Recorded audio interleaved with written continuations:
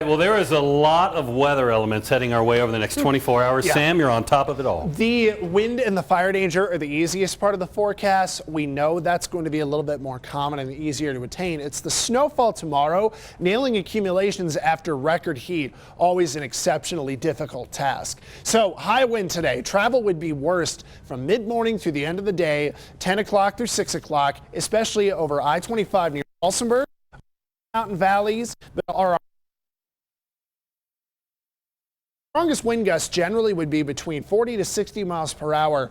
Mountain passes could be a little bit higher. The valleys could be pretty strong. The wet mountains, the Sangre de Cristos and I-25 near Walsenburg are my main concerns, but also those of you in the wet mountain valley, like Westcliff, have a lot of wind today. So if you look at Westcliff first from 9 a.m. to noon, you'll see the model kind of pick up on that 55 to close to 65 mile per hour gusting we would see off of the Sangre de Cristos. Now, La Vida at noon also catching those 50 to 60 mile per hour gusts.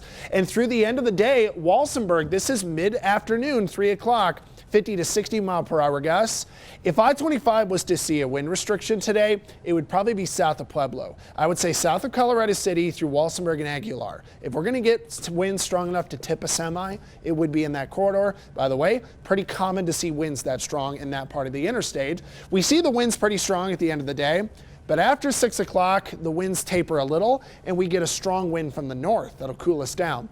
Temperatures right now are in the 40s and 30s outside. So I want you to think for summer-ish weather because of look at how warm it's going to get. 75 in the Springs, 80s along Highway 50 from Pueblo out east end of the plains. Then tomorrow, get the winter coat out. We have temperatures that max out in the 30s and 40s. So that means for a lot of the day, it's cooler than these numbers. This comes with snowfall. The snow develops overnight from north to south, following our cold front that comes in from the north. This one does look to favor the Pikes Peak region and in our mountains more than anything. Woodland Park probably gets the best accumulation in our area. Cascade to Woodland Park would do well.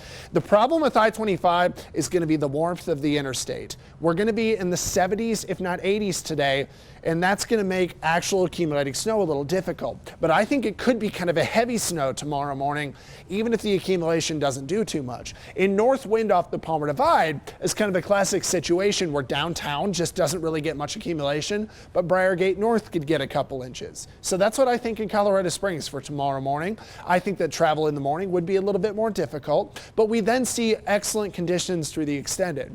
Pueblo, we should get some snowfall tomorrow morning, but accumulation looks very limited, not only from it being in the 80s today, just that north wind off the divide would make snowfall not as likely for Pueblo. 80s come back next week, so it's great weather, good golfing weather this coming weekend. Canyon City, we know that there will be some snow tomorrow morning, but like Pueblo, accumulation does not look very promising. In the mountains outside of town, there would be some more accumulation, a few inches. Woodland Park, I think we're in that 3 to 6 inch range from this system. I think that it will be slick commutes tomorrow morning through the afternoon, but will be dry and doing well through the extended.